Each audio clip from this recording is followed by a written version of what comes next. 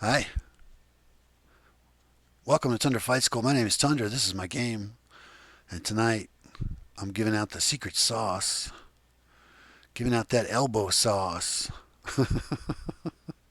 So the last video I was doing all kinds of showing off of the elbow motion. In this video, I'm going to actually give you guys some of the concepts and algorithms that I use to do the elbow solving so that you can make your own systems. You can make your own Tundra-esque sexy elbows. All right, so I've been sitting on this for, I guess, years now, right? And it's time to give it out. It's time to give out some of this secret sauce and let you guys work on this stuff. Contribute back. You can come up with better solutions and teach your way of doing it. So let's jump right into it. This is going to be a long video. There's just no way around it. It's going to be difficult for me to convey some of these concepts. So yeah, it's just going to be long and confusing. Hopefully, I'll do my best to try to get through this. It's not that crazy. I'm not doing anything all that wild. You guys are going to follow right along with most of this. It's really up to my ability to convey what I'm trying to say. Is going to be the hard part, not your ability to understand the concepts. If I'm able to communicate it clearly, it should be a piece of cake. All right, so let's get into it. I'm going to start by drawing some stuff on the board. We'll start in 2D to simplify things. So let's say we've got a shoulder and we've got a wrist. I can connect these together with a vector and add an upper arm and add a forearm. And let's say for simplicity that the upper arm and the forearm are the same length. And that makes this an easy midpoint to calculate. And this is a known value. This is a known value. This is a known value. This is a known value. The only unknown value that we have is this one right here. And it's super easy to solve. We use old Pythagoras' theorem on this one. Square root and plug in some numbers, and bang, we've got that knocked out as well. So this is all known information at this point, right? So I've got essentially an easy solve to determine where the elbow needs to be, E for elbow, where the elbow needs to be so that it fits and makes a valid solution for this particular distance of shoulder to wrist, right? So if I pull this out into 3D, then this ends up being, instead of one point, or actually 2 points, I guess that's a valid solve down there as well. This ends up being like a whole circle of valid locations where I can place this elbow and still meet the criteria of taking up the slack between the extra arm length and the shoulder to wrist distance. All right? Well, that got ugly pretty quick. But this is simple in concept. You guys already know this, right? You already know this. This is not all that difficult. So let me turn on some visual aids, and there we go. I've got my wrist line, wrist to shoulder, and I've got my circle. So I know, like I said, from the solve, I know that this elbow is going to fall somewhere on this ring, right? It's going to be I don't know exactly where, but it's going to be on there somewhere, right? Somewhere on this ring. And this ring is just perpendicular to this wrist line, and it scales up and down based on just how extended the arm is. If the arm is all the way extended, then this goes down essentially to nothingness. And if I pull this all the way back, then this extends essentially so that the radius of this circle matches the length of my forearm or upper arm, right? Easy, easy, piece of cake. All right. So that's the start. Now let's make it a little bit, let's add a little more to it, make it a little bit more challenging. So one of the things that we are going to need to do is come up with like a zero position. I call it elbow down, right? So let's say that I have my elbow extended out and it's in a kind of a neutral position. It's not pronated, it's not supinated, it's like very like neutral. And my wrist is the same height as my shoulder.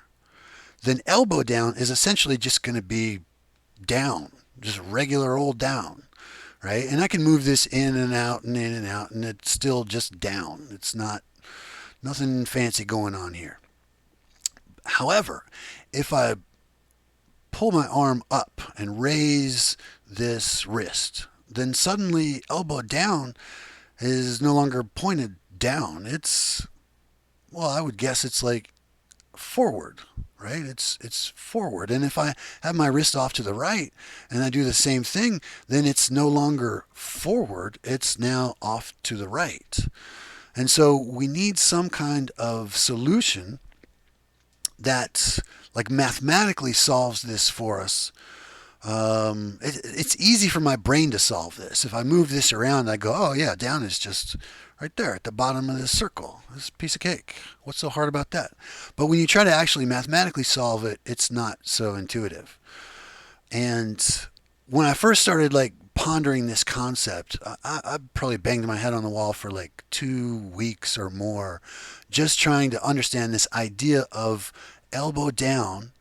Where should it be, and how do I mathematically calculate it? Like weeks went by, and then finally, after a bunch of trial and error and pondering, I finally came up with what I consider to be a pretty good solution. And it's not even that complicated of a solution. It's a really simple from to rotation, right? So where I create a quaternion, I create a rotation using two vectors, and then apply that to a transform that sits in the middle of this circle on the midpoint of the wrist line here.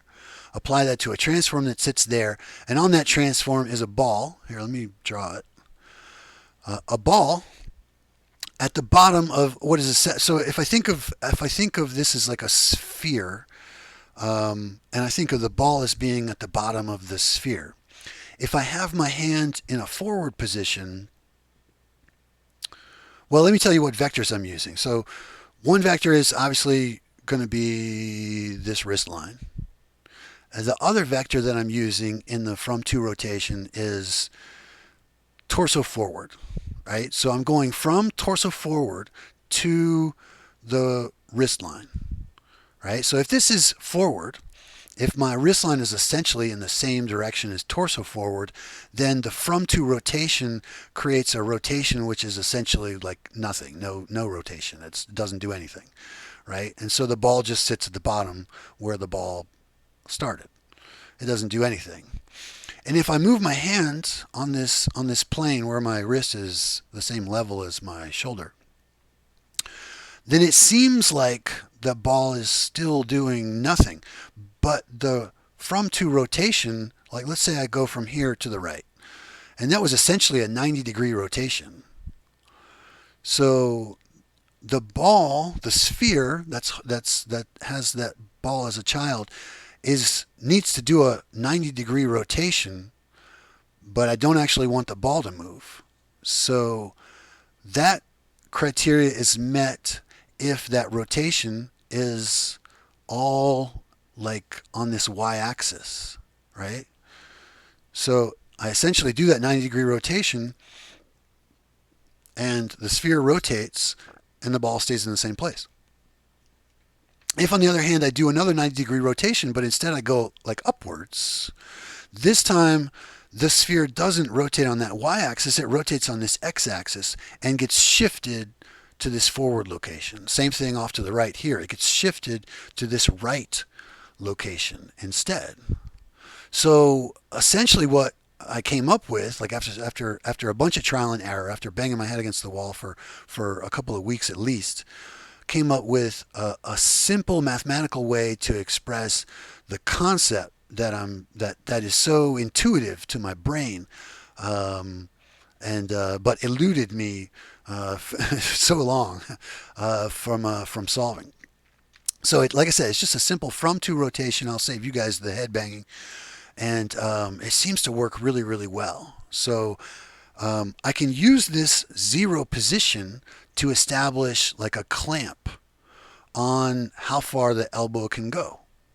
So On the inward rotation here, let's say I've got it clamped, I think it's 30 degrees. On this upward, I've got it clamped around 140 or so. So let's say I crank this all the way inside to that 30-degree offset from 0. If I start to move this around and keep it nice and cranked to that inward rotation, that 30-degree inward rotation, then no matter where I move this, it still ends up being in a pretty realistic position for that matches. If I peek out from underneath my VR goggles and look at where my real elbow is located, I have it cranked, and in game it's cranked, and it appears to be a really, really good match for what's going on in the game. So with one simple quaternion from to rotation using two known vectors, we end up with a pretty easy and yet powerful solution, right? So, like I said, I'm going to use this for clamping, and I'm also going to use it for establishing hand orientations. So let me add another visual aid here. So I put some axes on my hand here, so you can see what rotation, what orientation it's in. So what I want to do is essentially have elbow behaviors that are associated with various orientations of my hand. So, for example, if I have my hand in like a forward position with my pinky down, and my elbow is essentially tracking opposite this y-axis, right? So if I move this back and forth, then the elbow essentially moves a little bit back and forth in the same fashion. And like I said, it's tracking well with this y-axis. But if I crank my hand back like this, right, then all of a sudden it's not so much tracking that y-axis, which is now pointed towards me, but instead the elbow is now tracking very nicely with this z-axis, right? And so different orientations, I'm going to want to program essentially like which axis should it be tracking in a particular hand orientation. And so to do that, I'm going to need to match. I'm going to have to match an orientation and create like a table, right? So I'll create like a set of so let's say I'm using like, I don't want too big of a number because that's unwieldy, difficult to go through and manually update entries in a table for a bunch of entries. But if I use just like 90-degree turns, then I feel like I can get enough granularity and then use blending in between those two to have pretty good behavior settings for the elbow in various positions. And so, like I was saying, the elbow ball is going to help me. The elbow ball is going to help me identify when something is in a particular orientation. Okay, so let's say I want to deal with all the orientations that are Z, and so I'm going to be running dot products for two different two different dot products. One is going to be this wrist line dot product, right? So for example, this z-axis, this blue axis, let's say it's lined up nicely with this wrist line. That's a good match. That's going to be like a near one dot product. This would be 1, perpendicular would be 0, pointed back into that line would be -1. And so what I'm looking for is a solid match in the in the forward direction, so a nice solid high dot product for this vector, and then also another nice dot product for the down ball vector, or this down vector. So for example, let's say that I have this turned down so that the y is essentially going the same direction as my down ball vector. That's going to make a good dot product that's also nearly 1, right? So if I think about these various orientations that the hand can be in and how I'm going to match these, I end up with a bunch of different orientations that are going to be that are going to line up, right? So let's say I'll just jot a few of these down. For example, let's say we've got ZY. I've got ZY prime. I've got ZX. I've got ZX prime. I've got Z prime X. I've got, and the list goes on and on. So, oh, I'm standing in the way. You can't even see it. So the list goes on, and we end up with essentially like 24 different combinations of two matching axis. Yeah, we end up with like 24 of those guys. So in other words, if I point this forward, I can do like 4 rotations of this pointed forward. If I then point this forward, then I've got 4 rotations in that direction. If I point this forward, then I've got 4 rotations this way, and then backwards, and you get it. We end up with 24 of those guys. So what I want to do eventually, okay, so so here's the system in a nutshell. What I want to do eventually is determine how this wheel should be turned on this axis. How should it be turned so that the elbow goes where I want the elbow to go for a particular hand orientation? So what I need is to do a look rotation along this axis. And for that look rotation, I'm going to need an up, right? And so for whatever up I have, I'm going to have the elbow essentially be opposite that up. So the elbow is going to be down from whatever up I define. So for example, in this position here, where I've got this Z matching the wrist line, and I've got this negative Y matching the down ball vector, this Y-axis is essentially the axis of influence for this position. In other words, the elbow is going to be essentially straight down, and this axis is essentially straight up. And so if I were to have the up of the look rotation of this midline, and I were to calculate that, then I could easily put my elbow in that down position. If I change this, let's say I turn this over, and now instead of this elbow essentially tracking this Y that it was tracking before, now it's opposite this X axis, right? And so for each of the 24 different orientations that I can put the hand in, I'm going to essentially define how much influence should each axis have, X, Y, and Z.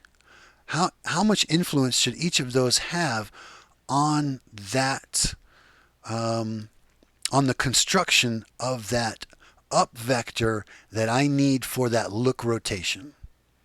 So that was a lot in one sentence, but that's it in a nutshell, right? So if I've got 24 of these different, if I've essentially got 24 of these guys, what I'm looking for is a positive dot product and another positive dot product. And if I have 2 positive dot products, that's a match that should provide some influence. If one of them is negative, or if the other one is negative, or if they're both negative, then these are all crap. They don't influence at all. I'm just going to toss those out because it's a bad match. It's such a bad match that it's irrelevant, right? So I'm only going to be paying attention to the dot products that end up being positive, positive in line with the wrist vector, positive in line with the down ball vector, right? And so for each one of these positives, I've got for each one of these, I've got the amount of influence that each axis in that orientation should how much each axis should influence the elbow positioning. So, for example, in this Z, in this first one, let's say I've got a positive on this ZY orientation, right? So ZY, this is a good match, this is a good match. So in this particular orientation, the elbow position that I want is probably facing to my right. It's probably a pretty strong rightward facing elbow. And I would have to program this before the elbow would act like that. So I'm thinking about what my real elbow in real life is doing when I put my hand in this orientation, right? So in this case, the elbow is essentially in line with the x-axis of my hand. So I'm going to say that the x-axis has like full influence. I'm just going to put a 1 here. And the 1's arbitrary. It could be like, it could be any number. You're just comparing different scalars to different scalars in the table. So it doesn't really matter what it is. It just, if I have like a 0.5 on something else, then this is going to provide twice as much influence as this one is going to provide. Okay, so let's say that was a 1, and let's say that this is a 0, and let's say that that's a 0. And that's essentially that row done.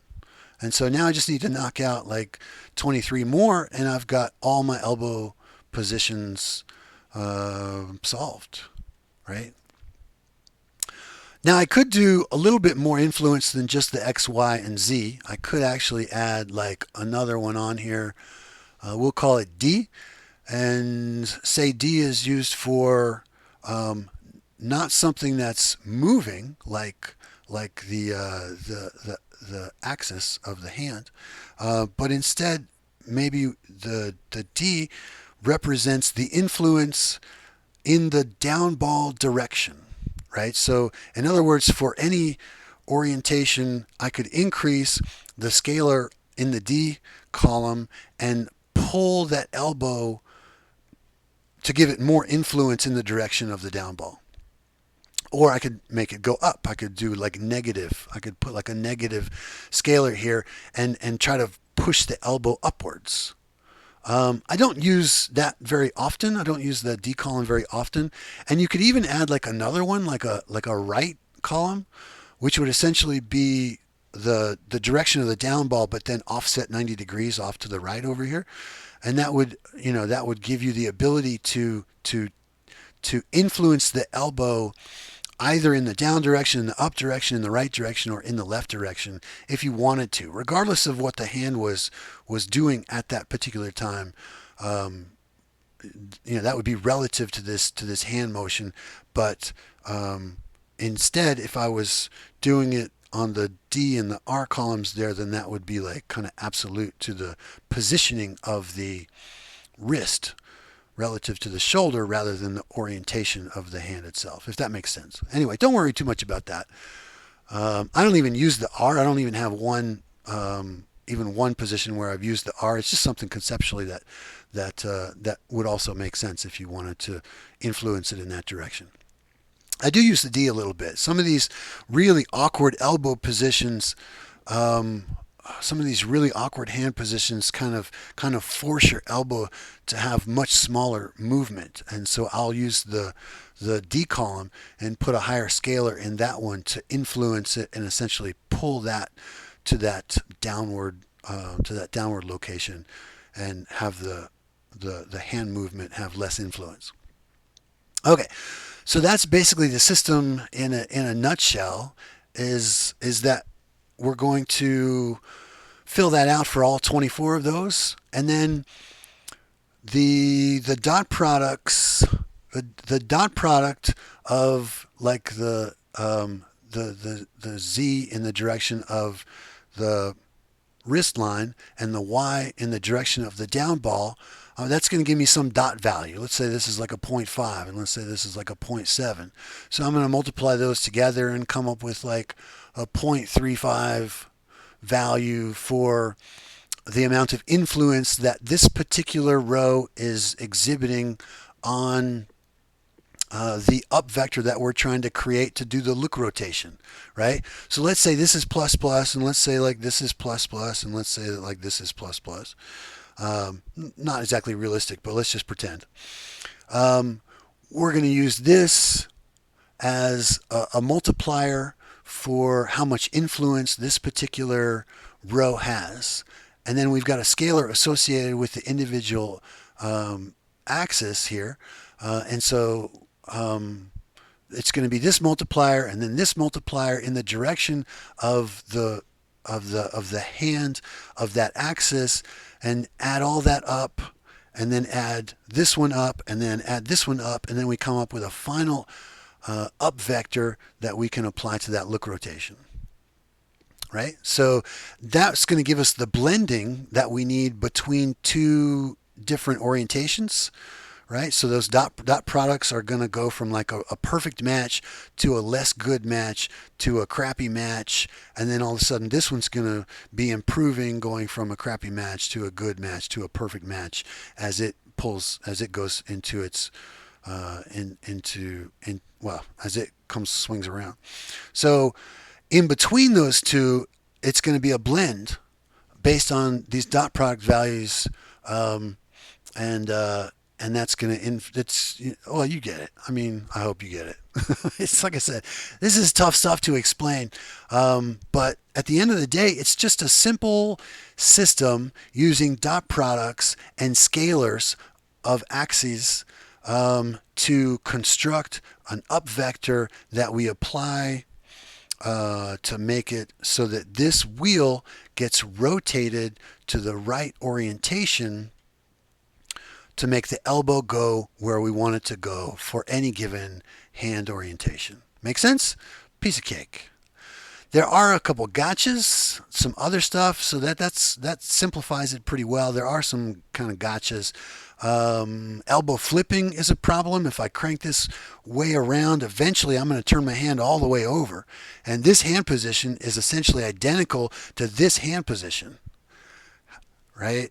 So the game has to take that into account and try to avoid flipping if you don't want it to flip. So I use kind of like a state system where if I crank this, like let's say it starts out in a 0 and then I crank and it gets like pretty good cranked and now it's like 1, and then it gets like way cranked and it's like a 2, but I don't want 2 to flip all the way down to -2, right? So I can kind of keep an eye on the rotation and try to avoid allowing it to flip. Instead of, if I didn't have that in place, then it would just have no problems just flipping completely over and looking not so great. There are also a couple of gotchas with some of these hand positions have, like for example, in this hand position, my elbow is very much like in a down position. My palm is up, my fingers are back, and my elbow is down. It's solved to be down. In this position, right? In this position, well, my palm is up, my fingers are back, so my hand is essentially in the same orientation, but now my elbow needs to solve to be trying to go very much up. So this is a different solve than this. And every once in a while you'll get into a hand orientation that essentially comes up with two different solves. Those are trickier to deal with. Right now I've only got a couple of positions which do that, and I have like an alternate, I have some alternate values And then I'm actually testing for the forearm rotation. If the forearm is rotated, then you get one solve. If the forearm is rotated the other way, then you get another solve. Anyway, there are some gotchas, but for the most part, you're just solving values for 24 different orientations, and that pops the elbow into the position that you want it to be in. And it's just that simple. So hopefully you guys can use this. Hopefully it's helpful. And now you know. So I hope you enjoyed it. If you have any questions, leave them in the comments or swing by the Discord. I'll open up a whole new channel on elbows, and we can have some discussion about dev elbows. All right, you guys, take care. We'll talk to you later. Bye.